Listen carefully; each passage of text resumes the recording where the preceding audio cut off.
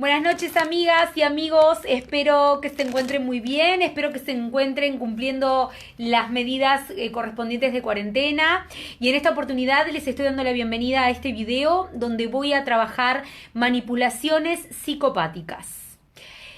Gran tema, me lo han pedido muchísimo, aparece muchísimo en esta línea de poder comenzar a trabajar las temáticas vinculadas al tema de las parejas, cómo son los vínculos en pareja, que voy a iniciar ahora una seguidilla de análisis relacionados con las parejas, de codificación de árboles genealógicos. Entonces estoy trabajando esta temática que tiene que ver con la manipulación psicopática, que también tiene una injerencia directa en el tema de los vínculos de pareja y las relaciones de pareja. Como ustedes sabrán, el tema de la manipulación psicopática es un tema bastante complejo, no necesariamente tiene que venir por parte ni del varón precisamente ni de la mujer, sino que puede venir por las dos partes.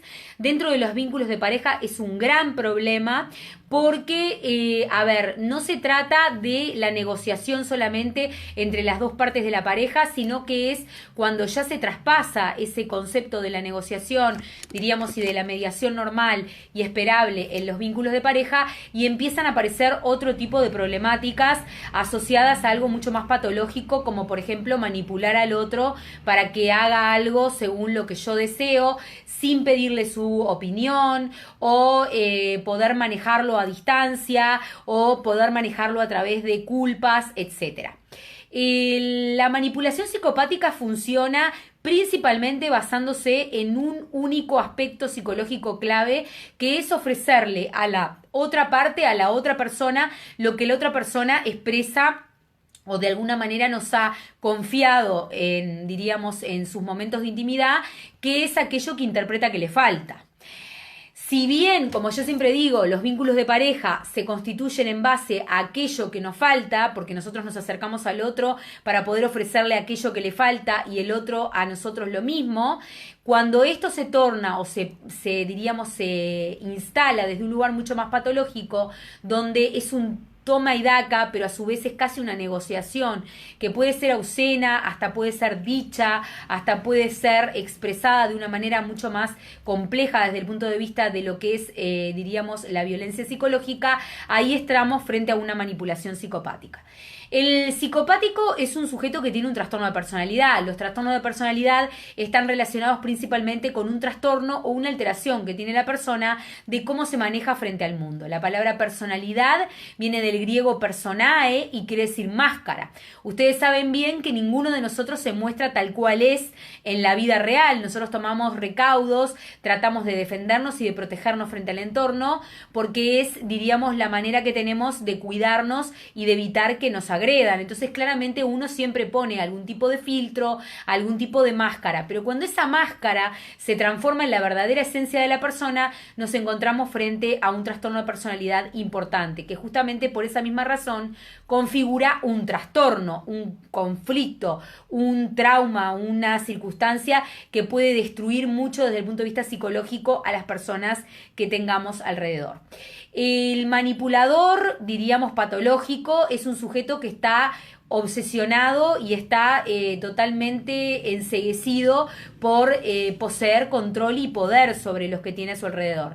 Entonces, cuando aparece la manipulación psicopática, aparece esto de manipular al otro a través de demandarle elementos o demandarle, acciones o reacciones que el manipulador quiere esperar como respuesta, sin importar lo que realmente sienta, lo que realmente le pase a la otra persona, lo que la otra persona sienta o viva, o la tristeza que pueda tener, o la angustia, etc.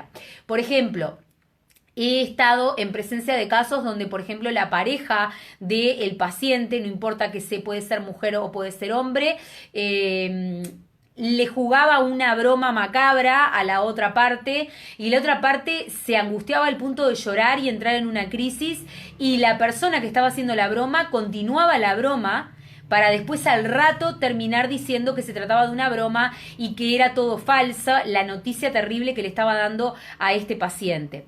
Eso es un ejemplo de una clara manipulación psicopática. Claramente la persona manipula ¿sí? Desde el punto de vista emocional al otro, a un punto de hacerlo sentir mal, de angustiarlo, de no importar ver cómo el otro se entristece o llora, o se puede llegar hasta quebrar o perder el control a nivel emocional y nervioso, y a pesar de eso, continuar adelante con el hecho, porque en realidad el psicópata lo que busca es una retroalimentación de su bienestar. Me pasó en un caso hace mucho tiempo, en la clínica, una consulta de una paciente mujer, donde en realidad ella se encontraba en pareja con un paciente, o sea, con diríamos la pareja de este paciente, que de alguna manera era una persona que tenía como función la actuación, y esta persona se encontraba en esos momentos pasando por una crisis laboral, no tenía trabajo, no tenía medios para poder sobrevivir, y se le ocurre, hacer un personaje sin decirle a la paciente, ¿no verdad?, que lo iba a hacer, y jugarle una broma de mal gusto al punto de llevarla a la angustia, al quiebre emocional, diciéndole cosas muy desagradables, muy feas de escuchar, y finalmente terminar la escena, entre comillas, que era vivida así por esta otra parte, según lo que esta paciente comentó, expresándole a la persona que era toda una broma, que era toda mentira, que en realidad eso seguramente era lo que él tenía que hacer con alguien más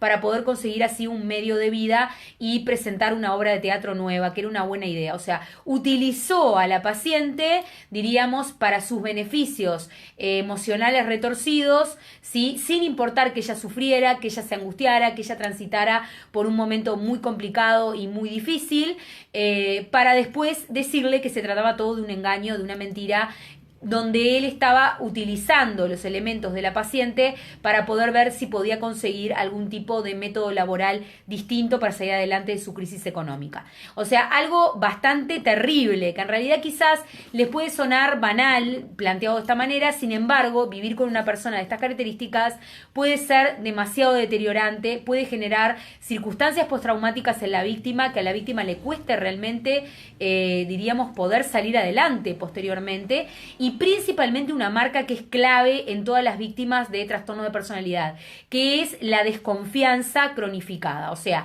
instalan en la víctima un estado de desconfianza tan grande, tan fuerte, tan duro, que después a la víctima le cuesta rehacer sus historias de vida personales a nivel emocional, a nivel de pareja, confiando nuevamente, porque justamente la marca es sumamente profunda y dura después de haber transitado en contacto con una persona de estas características. Entonces, tengan mucho cuidado, porque el elemento de la manipulación psicopática funciona por ahí.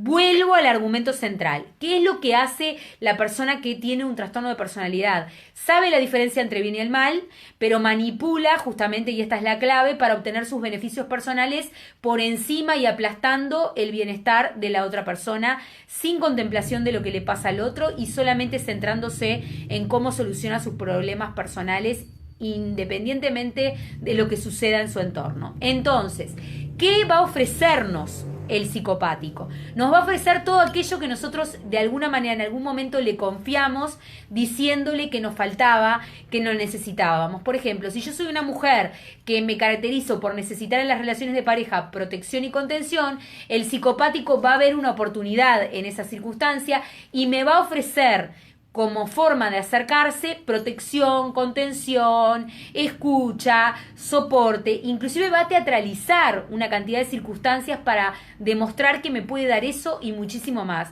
para que yo lo elija a través de mi necesidad.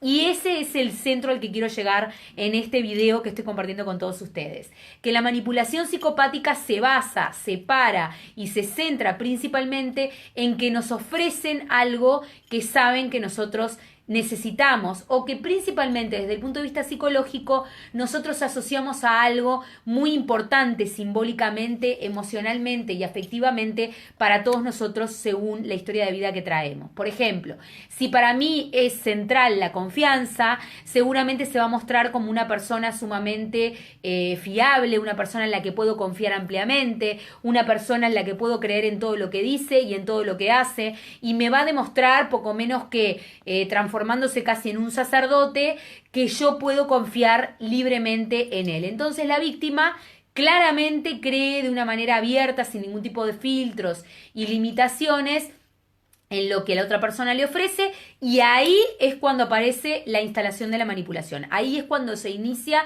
el proceso de manipulación del otro, como si el otro fuera una marioneta, que de eso se trata el tipo de vínculo que todos los trastornos de personalidad pueden, porque no les da para más, llevar adelante cuando se unen en una relación de pareja con alguien más.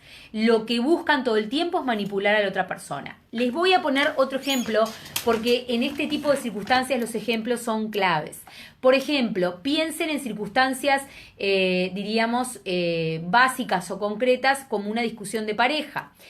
A ver, antes quiero aclararles, todo este tipo de situaciones que nos pueden estar a nosotros marcando o señalando de alguna manera si nos encontramos o no frente a una persona que se comporta psicopáticamente y nos manipula, se pueden observar en distintos aspectos o en distintas vivencias, pero hay un gradiente, hay un abanico, diríamos, de intensidad de vivencias. Yo tengo personas que tienen un trastorno de personalidad que va de 0 a 100 y en función de esa potencia del trastorno que tenga mi partner, es en función de cómo yo me voy a ir dando cuenta de sus actos o de lo que hace en función de lo que muestra a través de sus conductas. Las personas, como decía Einstein, no son definidas o no deberían ser definidas en base a lo que hablan, sino en base a lo que hacen. Por eso el acto es, diríamos, el escenario por naturaleza más limpio, transparente y honesto, donde yo puedo ver también inclusive al psicopático cuando me está tratando de manipular. Entonces, el ejemplo que yo les quería poner, que por supuesto es un ejemplo mínimo, en realidad que está hablando de un nivel de manipulación mínima, pero sí presente, es por ejemplo un caso muy común que se ve en relaciones de pareja sin importar el género, donde una de las dos partes hace algo que lastima mucho a la otra parte, ¿no verdad? Que la hiere, que la lastima emocionalmente, y en vez de pedir disculpas honestamente, la trata de hacer responsable o de hacerlo responsable de ese malestar o de esa lastimadura. ¿Qué quiere decir esto? Si a mí, por ejemplo, me tocó algo muy doloroso de vivir, que se me dijo algo sin querer o queriendo, que me dolió muchísimo, ¿sí? El psicopático lo que va a hacer es encargarse de convencernos a nosotros mismos de que en realidad es por nuestra propia responsabilidad emocional que nosotros nos dolió lo que nos dolió. No porque nos dolió, porque era terrible lo que se dijo, sino que nos dolió porque el problema siempre está en nosotros, nunca va a estar en la persona que tiró la piedra, que inició el acto, que abrió la puerta. El problema para el psicopático, para el manipulador, siempre va a estar en la persona que recepciona, diríamos, la conducta. A pesar de que sea ella la que nunca pidió ser insultada, ser maltratada o ser denigrada. De todas maneras nos va a tratar de hacernos juez y parte de la situación. ¿Qué quiere decir esto? No solamente nos va a manipular, sino que aparte, después de manipularnos y hacernos sentir mal, haciendo algo que nos puede lastimar mucho, nos va a tratar de responsabilizar de ese malestar que nos generó la conducta que partió de él o de ella. Entonces tengan mucho cuidado porque estos elementos son muy comunes de ver, ¿sí? Pero vuelvo a repetir, hay niveles, existen desde el nivel 0 al nivel 100 y podemos verlo en distintos ámbitos, podemos verlo reflejado a través de conductas diferentes, no solamente de convivencia, pueden aparecer reflejados comportamientos a través de conductas relacionadas con el dinero, relacionadas con la manipulación emocional vinculada a lo económico, que también es un tema que a el trastorno de personalidad le atrae muchísimo, lo seduce, porque todo lo que esté vinculado a poder, manipulación de terceros a través de cosas que a ellos les hacen entender que tienen el poder y que tienen el control, son espacios sumamente atractivos para el manipulador compulsivo, para el manipulador patológico. Por otra parte, son sujetos que igual hay que aprender a verlos, ¿no verdad? Porque uno puede aprender a escucharlos. Yo les estoy hablando desde un lugar clínico. Me especializo hace 17 años en psicópatas. Entonces, claramente he visto todo tipo de características habidas y por haber en este tipo de estructuras de personalidad. Sin embargo, si uno puede estar entrenado para escucharlo, empiezan a aparecer elementos que se hacen muy presentes casi siempre.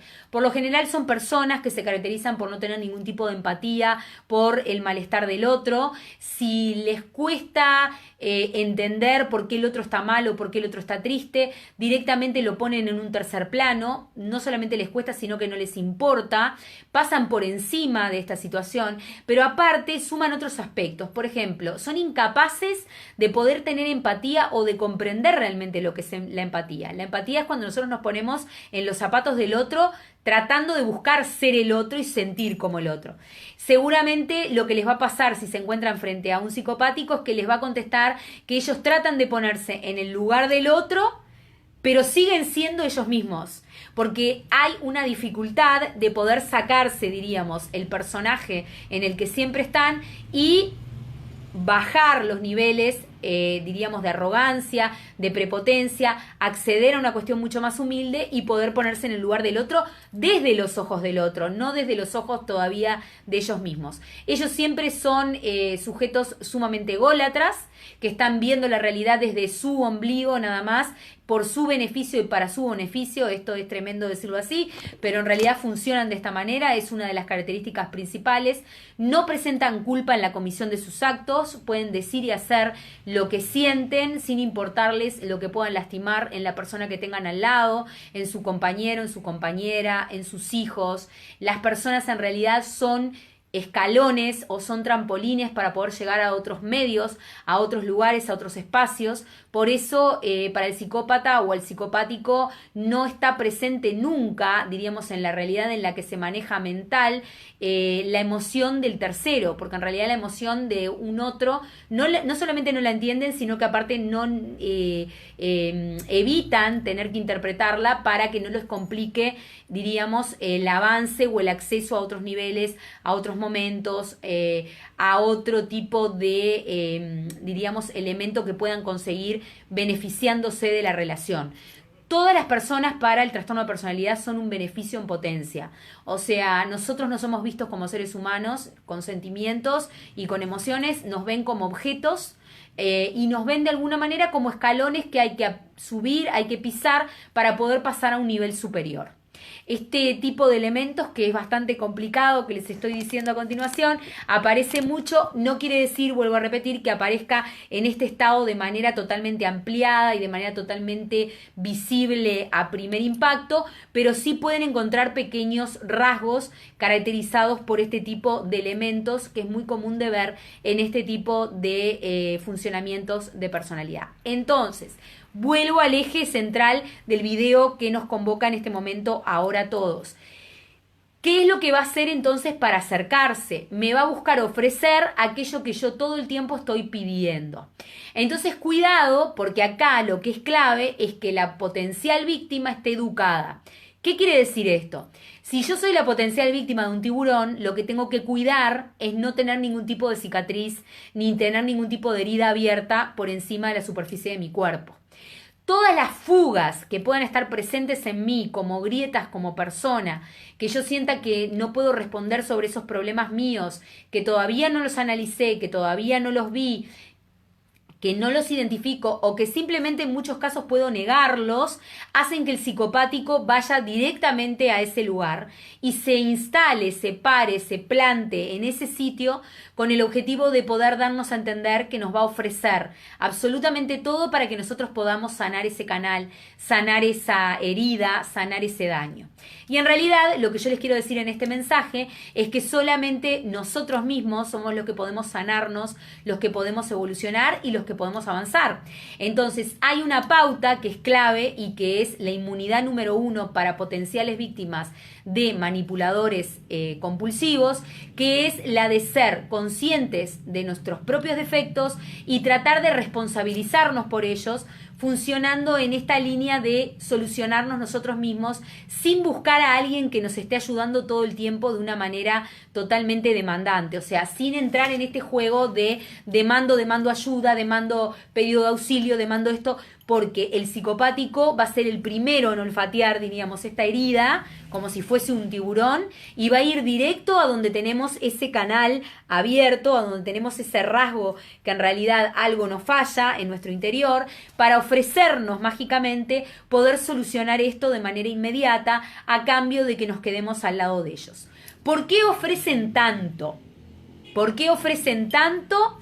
Sí, aparentemente a cambio de nada, porque claramente la persona que sufre un trastorno de personalidad es consciente en su interior que es una persona sumamente compleja. Entonces, no solamente ofrece mucho a un precio altísimo que al principio no nos lo muestra, porque de esa manera si no evitaríamos nosotros como futuras víctimas entrar en ese juego, sino que aparte soporta muchísimo. El trastorno de personalidad es un sujeto, ¿sí? Tanto sea hombre o mujer, que va a tolerar muchísimo destrato y muchísimo malestar en el vínculo de pareja. ¿Por qué? Porque sabe fehacientemente y de buena fe y de buena fuente que es bastante oscuro e insoportable de tolerar, que es una persona muy complicada, él se conoce muy bien a sí mismo, entonces ofrece muy ampliamente este elemento de yo sostengo todo, trato de ir a favor de todo lo que mi pareja me demande, mi pareja me pida, cuando en realidad es que diríamos está sucediendo todo lo contrario, nos está sacando todo, nos está extrayendo todo. Hola amigos, aquí estoy de vuelta. Está complicado el tema de las redes, ¿vieron? Y bueno, me está manipulando, las redes me están manipulando. Bien, lo que les estaba diciendo es que justamente por eso resisten muchísimo, porque ellos son conscientes perfectamente que están soportando muchísimo peso a cambio de que uno los contenga, a cambio de que uno los sostenga, porque ellos en el fondo saben perfectamente bien que se trata de personas sumamente complicadas, ¿de acuerdo? Entonces ellos conocen bien su realidad, ¿no? Entonces por eso es como que nos ofrecen todas las soluciones, que nos tratan de sacar de todos los problemas aparentemente por lo que expresan, ¿no? ¿Verdad? Cuando en realidad no se trata de eso, se trata todo lo contrario, en realidad se trata de una manipulación que hacen sobre nosotros, donde en realidad lo que están buscando todo el tiempo es poder beneficiarse y estar mejor ellos que nosotros mismos. Esto lamentablemente funciona de esta manera, entonces hay que tener muchísima precaución en este tipo de aspectos para tenerlo en cuenta y no caer en estos juegos, porque son juegos muy perversos, donde en realidad nosotros quedamos en una posición del gato y ratón.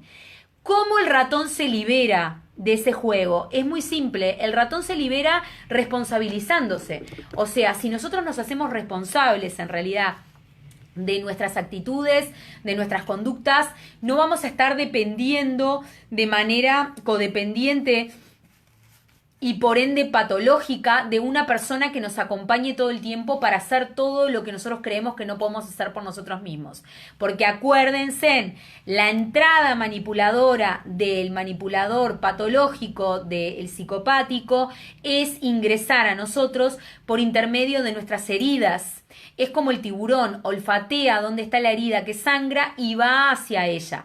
Entonces traten de autosanarse, ser conscientes de su poder personal, saber que ustedes tienen el control sobre sus vidas y sobre ustedes mismos y no permitan hacerle creer al otro que el otro es el que únicamente en el mundo puede ofrecerles todo aquello que ustedes necesitan o que ustedes precisan para tener una vida mejor. Lo que ustedes necesitan y precisan para tener una vida mejor, más feliz y más acorde a su propia existencia, ¿sí? Es simplemente autoconocerse internamente y salir adelante ustedes mismos. No necesitan a nadie más. La falsa creencia de hacernos depender de otro es propia de los manipuladores compulsivos, porque el juego del manipulador es mantenernos en esa falsa creencia de que sin ellos no existimos, sin ellas no somos nadie y por ende transformar a esas personas en alguien totalmente imprescindible, lo cual es inexistente. No existen personas imprescindibles en el mundo, no hay. Nadie es imprescindible y como decía mi abuela, nadie es más que nadie ni menos que nadie tampoco, ¿de acuerdo? Así que tengan en cuenta estos elementos. Por otra parte, yo les traje para cerrar el video de hoy, porque me parece que es clave para las potenciales víctimas y para que se puedan autoproteger el autoconocimiento, un ejercicito que ya hice en otro video con todos ustedes hace mucho tiempo cuando inicié los videos motivacionales diarios, que ya los estoy invitando para que todos participen todos los días, que se llama la ventana de Luft, ¿tá? O la ventana de Johari. Es un experimento psicológico social sumamente interesante que pueden practicar de ahora en adelante para tratar de autoconocerse, porque ¿cómo se protege la víctima de la manipulación psicopática? Autoconociéndose. Si nosotros sabemos quiénes somos y sabemos dónde están nuestras áreas oscuras, claramente el tiburón no va a poder saber dónde tiene que olfatear porque por ahí está saliendo la sangre en la herida, ¿de acuerdo? Entonces, si nosotros nos autoconocemos, nos autoprotegemos, ¿sí? Y estamos mucho más sanos, ¿tá? Y evitativos a que este tipo de personajes aparezcan en nuestra vida acechando y tratando de conseguir un beneficio extra. Entonces, la ventana de Johari, ¿tá? Es un experimento interesante que es así. Vamos a tomar una hoja, ¿sí? Cualquiera. Yo tengo acá. Aguárdenme, ténganme un poquitito de paciencia, porque las tengo acá. Así yo capaz que ya lo dibujo con todos ustedes y lo vamos haciendo juntos. Van a tomar una hoja, ¿sí? Vamos a tomar una hoja y vamos a hacer lo siguiente. En la hoja, ¿sí? Vamos a hacer una ventana, ¿sí? Que es como quien dice un cuadradito.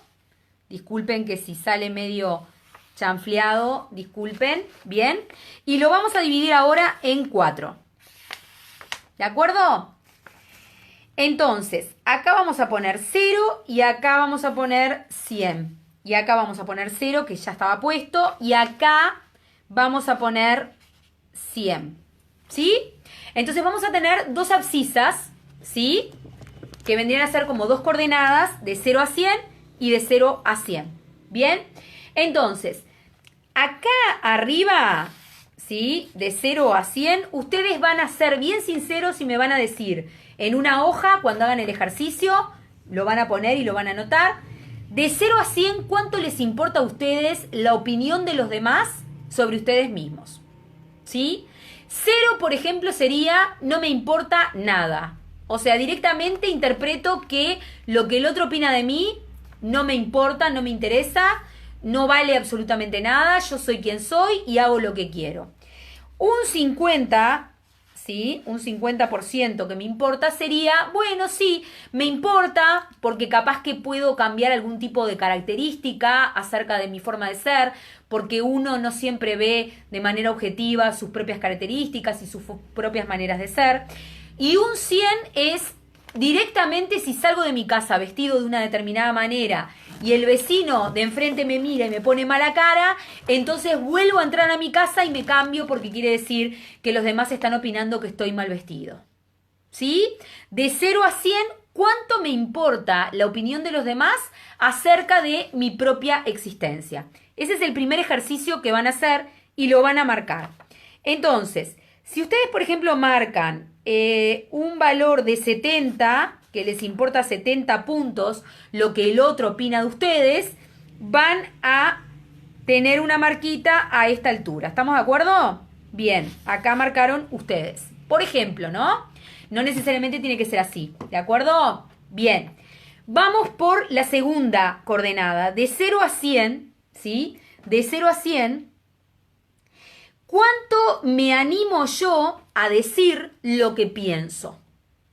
De 0 a 100, ¿cuánto me animo yo a decir lo que pienso? Por ejemplo, 0 sería no digo absolutamente nada de lo que pienso. No opino ningún tipo de idea, no me expongo, prefiero quedarme en silencio absoluto y me callo. O, por ejemplo, 50 podría ser, me gusta decir lo que pienso y cuando tengo oportunidad de decir lo que pienso, sí, de alguna manera me animo a hablar y me animo a decirlo. 100 sería, me animo a decir lo que pienso siempre. O sea, digo siempre lo que pienso, digo siempre lo que siento, digo siempre lo que a mí me parece. ¿Sí? Entonces pongamos que ustedes, supónganse, pueden haber marcado 70. ¿Está? Vuelven otra vez a marcar 70 acá, como que se animan 70% a decir lo que piensan. Entonces vamos a hacer un cruce de líneas acá y me va a quedar este punto, ¿sí? Como el punto de cruce entre las dos coordenadas que marqué en la ventana de Johari. ¿De acuerdo? Entonces ahora vamos a ver qué significa cada cuadrante. Porque acá viene la interpretación que hace la ventana de Johari de nuestro propio interior. Nosotros tenemos una interioridad de alguna manera psicológica que mostramos hacia afuera, ¿tá? Pero también tenemos un mundo interno que no mostramos hacia afuera y que la ventana de Johari o el experimento de Luft puede reflejarnos y decirnos de qué se trata. Vamos a hacer así, del 0 al 100, yo dije 70, ¿sí? Que de alguna manera me importaba lo que los demás opinaban de mí, ¿sí? Entonces, yo tengo esta parte de acá, ¿sí? Va a ser lo que se llama el yo libre, ¿de acuerdo? Entonces, ¿qué quiere decir esto? El yo libre es la libertad que yo me doy a mí mismo de realmente, ¿sí? Ser quien quiero ser, sin importar la presencia ni de la opinión, ni, diríamos, los comentarios que los demás hagan sobre mí. De esta parte, de este cuadrante, hacia acá, yo tengo el yo negado. ¿De acuerdo? Entonces, fíjense esto, qué tema, ¿no? Porque acá, por ejemplo, yo tengo un 70 de yo libre, ¿sí? Pero el yo negado, ¿sí? Es bastante importante, ¿de acuerdo? Es bastante importante porque yo marqué 70% acá, ¿sí? Entonces voy a tener un yo negado bastante grande y un yo libre muy pequeño, que vendría a ser esto. ¿Qué quiere decir esto? ¿Cuál es la interpretación?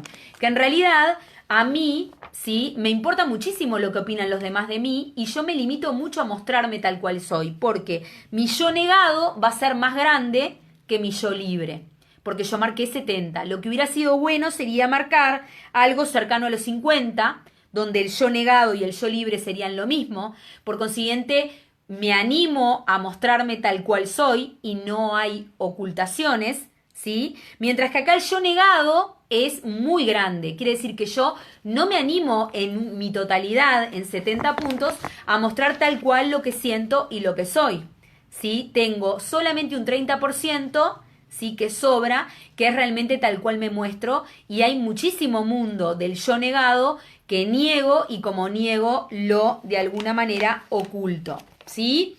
Bien, ¿qué va a pasar? Abajo del yo negado, acuérdense que yo también había marcado 70, ¿tá? Me voy a encontrar con el parámetro del yo oculto. Y acá viene el problema. Cuando mi yo negado es muy grande, es muy probable que el yo oculto también lo sea. El yo oculto grande, sí, es clave. ¿Por qué? Porque en realidad nos está hablando muchísimo de todo ese mundo interno que nosotros no mostramos, que no mostramos por suspicacias, porque no nos animamos, pero también puede aparecer muchísima manipulación ahí, porque en realidad yo no me estoy mostrando tal cual quiero mostrarme, ¿sí? Estoy ocultando un mundo. Es muy común encontrarlo, por ejemplo, los yo ocultos muy grandes en, bueno, psicoanalistas, en psicólogos como en mi caso, etcétera, que nosotros vivimos trabajando en función de la parte oculta, del mundo oculto de la persona, ¿de acuerdo? O, por ejemplo, en detectives privados, en personas que investigan, es muy común encontrarlo. No es bueno encontrar un yo oculto muy grande en una persona que no se dedica específicamente a eso, ¿de acuerdo? Porque quiere decir que hay un mundo interno que se desconoce. Mi abuela siempre decía que hay que tener como un cuidado especial sobre las personas que uno las mira y no sabe bien qué es lo que están opinando. O sea, vieron esas personas que justamente tienen un yo oculto, o mejor dicho, un yo negado en su interior, que no muestran lo que piensan o lo que sienten. Entonces, bueno, en esos casos estamos en un problema. Y mi abuela, fehacientemente, como siempre sucedió, estaba nuevamente en lo cierto, porque la asociación clínica ahí es un trastorno de personalidad. Seguramente vamos a encontrarnos frente a un manipulador. Es muy probable que sea un manipulador porque no está mostrando todo el juego, está ocultando más de lo que muestra y de lo que demuestra. Y por debajo del yo libre, en este cuadrante, lo que vamos a tener es el yo secreto. El yo secreto es en realidad el yo escondido, ¿de acuerdo? Es el yo no que se de alguna forma oculta, ¿sí? Sino el yo que es privado, que es escondido, que no es algo que se manifiesta de manera pública por un tema de pudor y demás. ¿Qué quiere decir esto? Es un yo esperable que sea de alguna manera secreto, ¿sí? Pero tiene una diferencia con el yo oculto. El yo oculto voluntariamente se oculta por algún tipo de beneficio a largo plazo como característica. Mientras que el yo secreto es algo que se mantiene en secreto por una cuestión de pudor, por una cuestión de educación, de contacto social, por ejemplo. Yo hay elementos de mi vida personal que no los voy a salir a difundir en las redes sociales y claramente eso va a formar parte de mi yo secreto por una cuestión de pudor y por una cuestión de roce social y de contacto social y contemplación y consideración, diríamos, por las personas que me rodean. Mientras que en los casos donde estamos frente a un trastorno de personalidad, nos encontramos con que muchas veces el yo secreto es, diríamos, mínimo. O sea, no existe nada secreto. La persona se exhibe de alguna forma hasta obscenamente con el objetivo de poder engordar el yo oculto. O sea, es tanto lo que se oculta voluntariamente que para despistar a la persona que tienen alrededor, lo que hacen es demostrar que casi no tienen yo secreto. Entonces el pudor falla, la forma de ser de la persona se muestra desinhibida cuando en realidad está llena de cosas ocultas y escondidas. Entonces cuidado porque a través de la ventana de Luft o del experimento de Luft y la ventana de Johari, nosotros podemos identificar de qué se trata cada estructura de una manera relativamente básica y accesible para todas las personas sin necesidad de que sean terapeutas o técnicos especializados. Recuerden, o sea, les dejo este debersito y recuerden, para ir cerrando el video de la manipulación psicopática, que no existen manipuladores en nuestra vida si nosotros tomamos el control de la misma, nos hacemos responsables de todo aquello que decidimos y no buscamos cargar a terceros con la responsabilidad o con el malestar o bienestar de aquello que vivimos. La clave para la víctima, para que la víctima no sea olfateada, como quien dice, por el potencial tiburón, es poder cerrar las heridas de las que emerge sangre, a través de las cuales el tiburón se siente atraído y va hacia eso, por ahí va a entrar. ¿Y cómo hace eso? Haciéndose cargo de su propia vida, responsabilizándose, poniéndose en una posición más adulta y dejando de interpretar que la felicidad o que la tristeza dependen de la persona que tenemos al lado. La felicidad y la tristeza dependen de nosotros mismos, es un tema de actitud, es un tema de cómo nosotros nos encontremos frente al mundo y de nosotros 100% depende estar bien o estar mal. Porque somos nosotros los que tenemos el poder total y absoluto, nadie más. Frente a estos elementos, si ustedes aprenden a manejarlos, claramente van a poder tener un buen despliegue frente a los ardides, las manipulaciones y los ejercicios de tergiversación de la realidad que puede desempeñar o llevar adelante el manipulador patológico, que el objetivo que tiene es justamente ese, manipularlos, llevarlos para su terreno, desarmarlos y cuando los tengan desarmados poder hacer de ustedes un títere o algo que se mueve a gusto y disgusto de la otra persona. Cuando llega un momento que en la mayoría de los casos a nivel clínico las víctimas terminan quedando totalmente despersonalizadas, o sea, sienten que no tienen control sobre su propia existencia a ese nivel, ¿de acuerdo? Entonces, para evitar esto, seamos responsables, tomemos acción, tengamos una actitud de liderazgo frente a nuestra propia existencia y frente a nuestra propia historia. Somos nosotros los protagonistas, de nadie más depende ser felices y es un tema 100% de actitud. Les mando un beso gigante y gracias a todos por estar mirando. Un beso gigante a Ecuador, que se suma recién, y Puerto Rico. Ecuador, Puerto Rico. Un beso gigante a Chile, un beso gigante a Paraguay, que también estuve saludando hoy a una seguidora amorosa que me ha saludado muchísimo. Un beso gigante a mi Perú querido y adorado. Estoy en breve, si Dios quiere, después de la cuarentena por ahí dando cursos de formación. Espero que se encuentren todos muy bien. Un abrazo gigante a toda Argentina, a todo Uruguay, a todos mis compatriotas queridos. Sigan haciendo la cuarentena. Vamos a seguir adelante con este tipo de videos motivacionales que sé que les encantan, que me lo super piden. Cuando me atraso, trato de ponerme al día en el momento en el que puedo con los videos que les debo. Les mando un beso gigante, un abrazo enorme.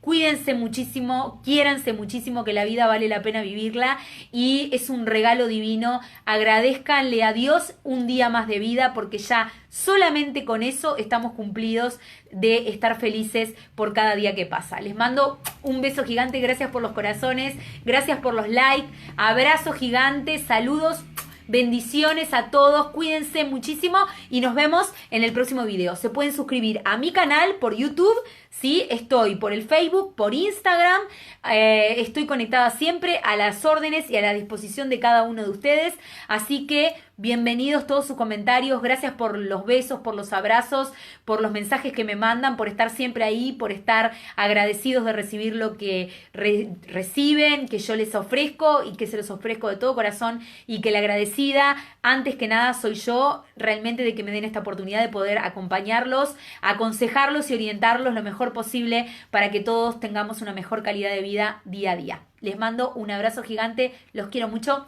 no están solos. Chau, chau. Nos vemos en el próximo video.